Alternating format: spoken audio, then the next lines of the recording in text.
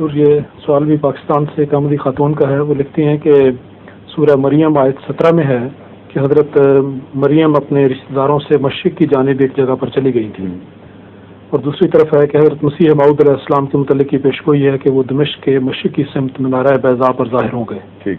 کیا اس بات میں دونوں مسیح کے درمیان مماثلت ہے یا ان کا کوئی ایسا تعلق؟ دیکھو ذوقی باتیں ہیں. رشتہ داروں سے کہہ کے جب انہوں نے رشتہ دار کہہ دیا تو خود اپنے مضمون کو انہوں نے نقصان پہنچا دیا. اگر یہ کہتی کہ دمشق سے ایک طرف چلی گئی تھی تو پھر بات بنتی، مگر دمشق سے تو گئی نہیں تھی، دمشق میں تو تھی نہیں آپ تو فلسطین میں تھیں، اور فلسطین سے دمشق شمال میں ہے.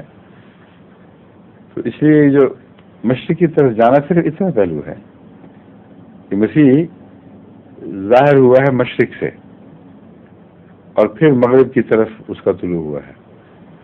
اتنا پہلو جو ہے مرکزی، یہ درست ہے کہ حضرت مسیح علیہ السلام بھی مشرق سے ظاہر ہوئے ہیں اور پھر اسی سورج کا مغرب سے طلوع ہونا مقدر تھا، کیونکہ اللہ تعالیٰ نے فرمایا، رسول اللہ صلی اللہ علیہ وسلم نے جب فرمایا، بھی اسی وحی کی قسم سے ہے کہ سورج مغرب سے طلوع ہوگا.